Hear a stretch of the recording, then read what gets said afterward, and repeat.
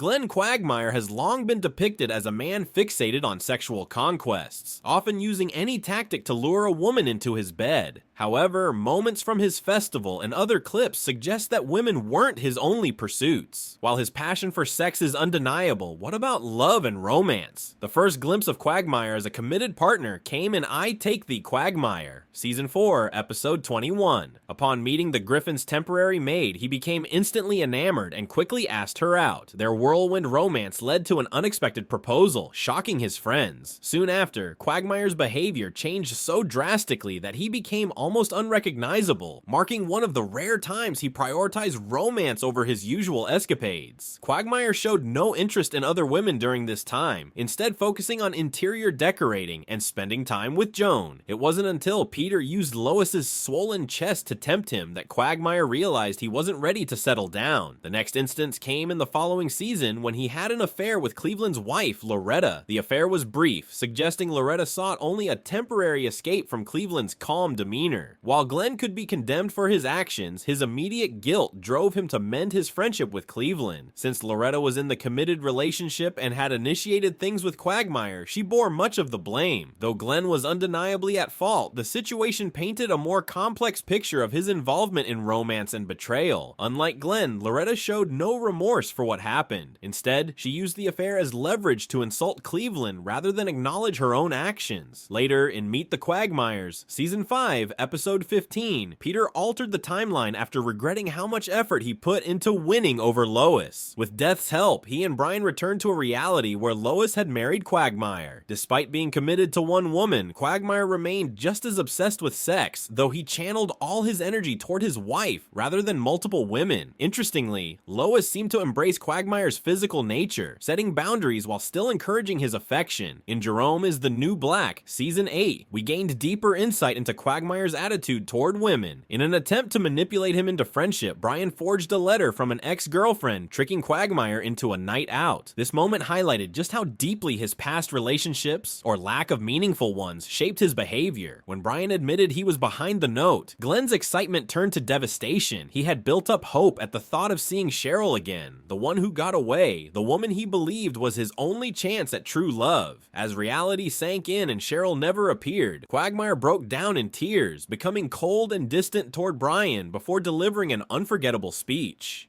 This fleeting reference to Cheryl Tiegs later became central in Tiegs for Two. When Brian failed to impress Denise using Quagmire's dating tactics, Glenn showed no sympathy, immediately mocking him for assuming tricks to get laid would work for finding real love. Once again, Quagmire expressed his belief that true love was nearly impossible to find, using Cheryl as the one exception. Seizing the opportunity for revenge, Brian decided to track Cheryl down and flaunt their relationship in front of Glenn, knowing it would hit him where it hurt most.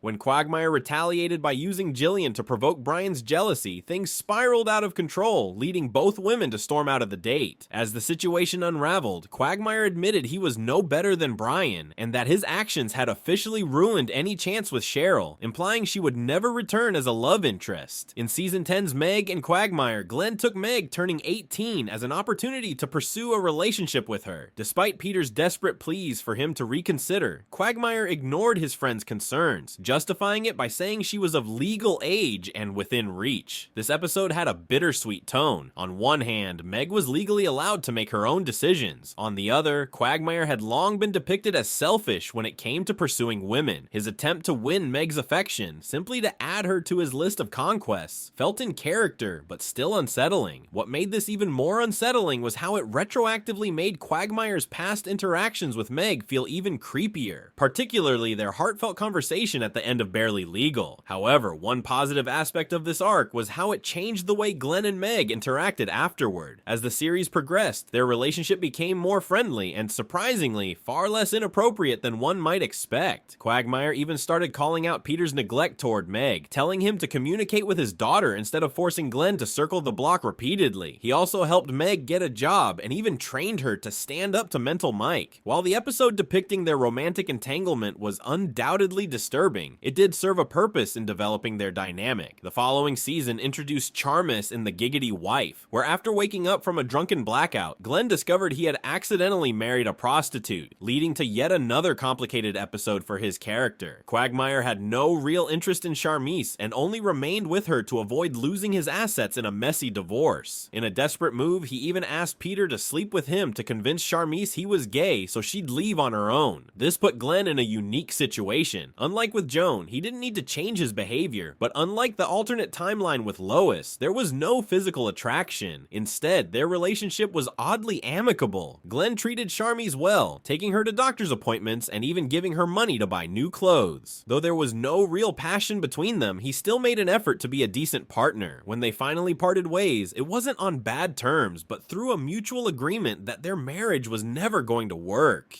In Season 12, Episode 3, Glenn met Sonia, and their relationship thrived on testing each other's limits. Since Quagmire had previously used drugs on his own dates, he failed to recognize a red flag when Sonia did the same to him. This set off a dangerous cycle, with Sonia pushing further while Glenn struggled to set boundaries. By the time things escalated, he had lost control, and Sonia ignored his fear and pleas for space. In Season 14's Hot Pocket Dial, Peter confronted the fact that Glenn had feelings for Lois. While some might argue Peter overreacted, since Quagmire wasn't actively pursuing Lois, it's important to remember the alternate timeline. Peter had already seen a reality where Glenn married Lois, making it understandable that he'd feel threatened. Given Quagmire's history, Peter's instinct to create distance between them wasn't entirely unwarranted. This also explains why Peter was thrilled when Glenn fell for another woman in Winter Summer, the Korean drama he starred in. When the group traveled to Korea and ran into Glenn's former co-star, Han Si, Peter, Joe, and Cleveland excitedly reminisced about Glenn's on-screen and real-life romance with her. However, their enthusiasm quickly faded when Han Si nearly convinced Glenn to stay in Korea with her and her family.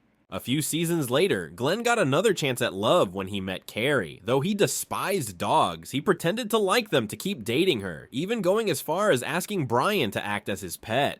The relationship's failure wasn't entirely Glenn's fault. Brian pressured Carrie and Glenn into a deeper commitment, tricking Carrie into believing Glenn wanted to move in and settle down. Eventually, Glenn snapped and voiced his frustrations about how their relationship had developed, effectively putting an end to it. Glenn's lingering interest in Lois resurfaced when she asked him to pose as her husband at a reunion. Given his history and the way characters like Brian aggressively pursued love interests, many expected him to take advantage of the situation. Surprisingly, Glenn respected Lois's boundaries. Instead of making a move, he spent the night with a cocktail waitress, later explaining that he kept his distance out of respect for both Lois and Peter. Over the years, Glenn has remained the same sex-obsessed character fans first met, yet he has also matured in how he treats the women closest to him. His friendships with women and brief experiences as a father have contributed to his evolving perspective. As the series progresses, it will be interesting to see if he continues to grow or stays true to his usual antics. Should Glenn find a lasting love interest, or is he better off playing the field? Share your thoughts in the comments below.